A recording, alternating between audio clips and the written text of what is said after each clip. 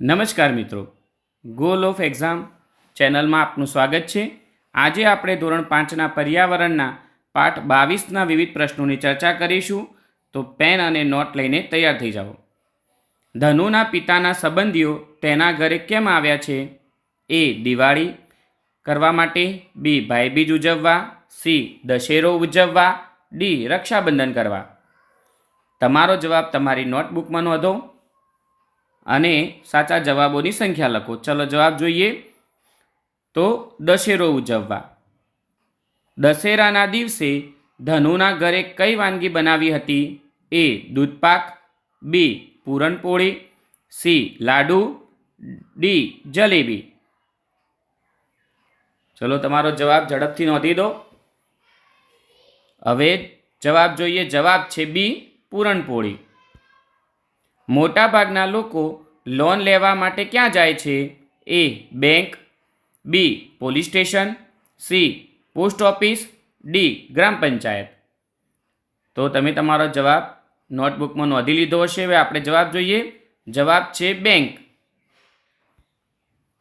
ધનુના ગામના લોકોને લોન કોણ આપે છે? એ. સરપંચ, બી. તલાટી, સી. મુકાદમ કે ડી. મોટા ખેડૂતો.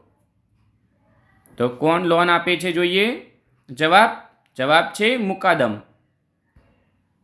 વરસાદની ઋતુથી દશેરા સુધી ધનુનો પરિવાર શું કામ કરે છે? એ. નોકરી કરે છે, મોટા ખેડૂતોની જમીન પર કામ કરે છે, તળાવો ખોદવાનું કામ કરે, અને ડી. બેકાર બેસી રહે. તમે તમારો જવાબ નોંધી લો. અને હવે આપણે જવાબ સાચો જોઈએ. તો વરસાદની ઋતુ શરૂ થાય અને ત્યાંથી દશેરા સુધી મોટા ખેડૂતોની જમીન પર કામ કરે છે. દશેરા પછી ધનુનો પરિવાર શું કામ કરે છે? તો કડિયા કામ કરે, નહેરો ખોદવાનું કામ કરે, શેરડીના ખેતરો અને ફેક્ટરીમાં કામ કરે, કે બેકાર બેસી રહે. વરસાદ પૂર્ણ થયા પછી તેનો પરિવાર શું કામ કરે છે? તો જવાબ જોઈ લઈએ.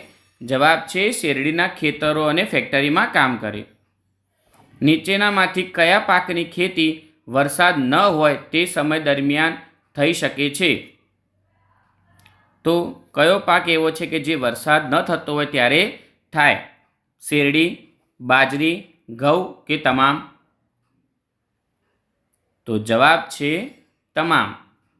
શેરડી, બાજરી અને ઘઉં ત્રણેય પાક એવા છે કે જે વરસાદ ન હોય તે સમય દરમિયાન થાય છે.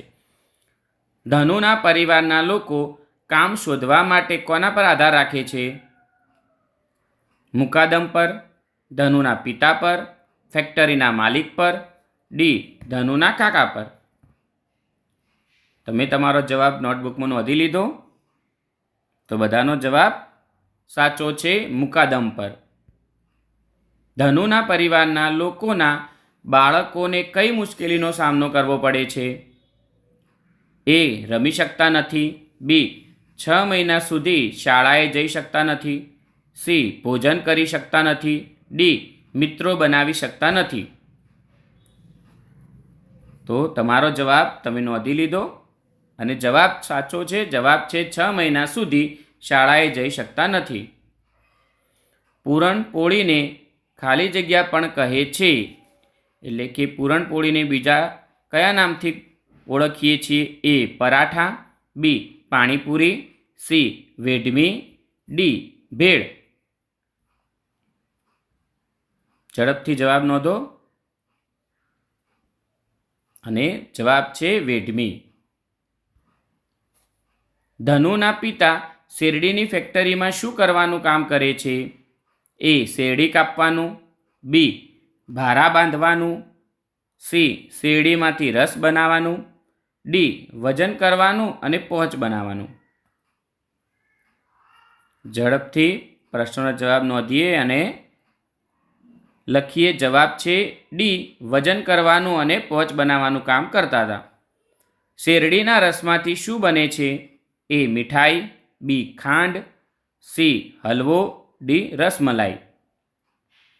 કે બધા જ વિદ્યાર્થીઓનો જવાબ એકંદરે સાચો છે. શેરડીના રસમાંથી ખાંડ બને. મુકાદમ એટલે શું? મુકાદમ કોને કહી શકાય? તો શેરડીની ફેક્ટરીનો માલિક, બી ગામનો સરપંચ, સી ધનવાન વ્યક્તિ, ડી શેરડીની ફેક્ટરીનો પ્રતિનિધિ.